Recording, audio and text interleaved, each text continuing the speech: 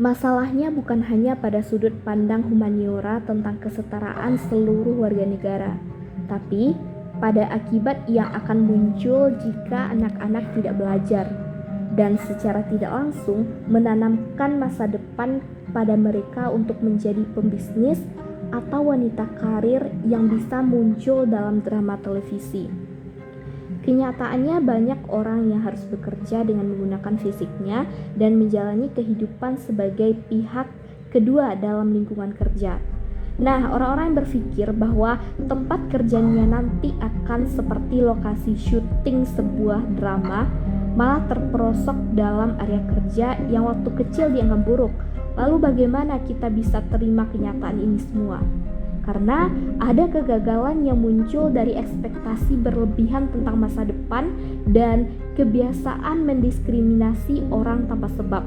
Akhirnya, membuat diri kita menjadi malu sendiri, tidak mau mengakui bahwa kita ternyata sama dengan orang-orang itu. Alasan mengapa buruh selalu dianggap rendah adalah karena pemikiran yang selalu merendahkan ini. Yang kedua, efek samping dari diskriminasi dan meremehkan buruh juga muncul di sisi lain. Agar tidak mengantar pesanan ayam goreng di jalan-jalanan, agar tidak memintal benang di pabrik, agar tidak mendapatkan perlakuan diskriminasi atau diremehkan, tenaga jadi dihabis-habiskan. Tapi, tetap tidak ada ketertarikan ataupun rasa penasaran dalam proses pembelajarannya. Kekhawatiran akan pandangan rendah dan kejatuhan martabat menjadi motivasi utama dalam belajar, dan ketika kekhawatiran itu berkurang, maka kalimat-kalimat sindiran itu kembali dicari-cari. Memang, rasa cemas, rasa tegang yang bersifat sementara itu dapat meningkatkan efisiensi dan menghasilkan motivasi. Tapi kalau ada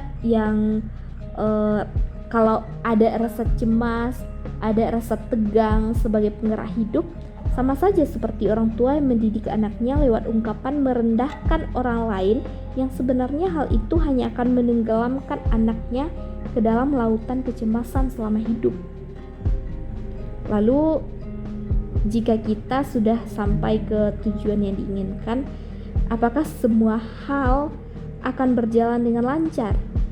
Keberhasilan yang didapatkan dari ketakutan akan diskriminasi dan penghinaan itu akan melahirkan kesombongan. Kalau kesombongan tidak disatukan dengan hati nurani, sama saja seperti berdiri di atap gedung tinggi tanpa alat pengaman satupun. Rasa takut akan jatuh yang ditimbulkan begitu besar.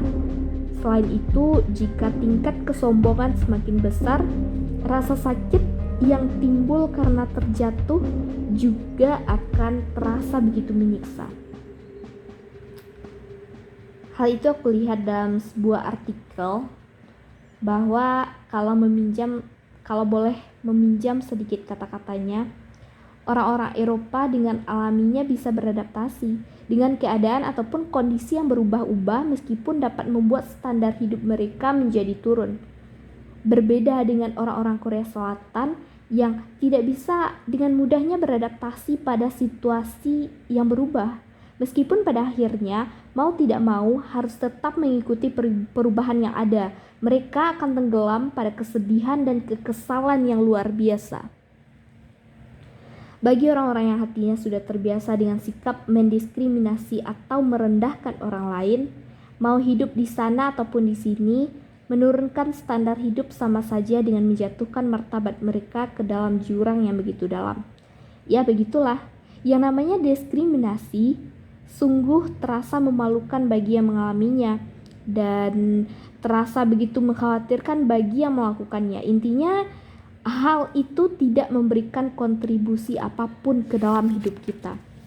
Seandainya kamu terus mengembangbiakkan rasa khawatir dan jika kamu merasa begitu malu karena hidupmu yang sekarang tidak sesuai dengan masa depan yang pernah kamu impikan dulu, kamu harus memberitahu dirimu sendiri.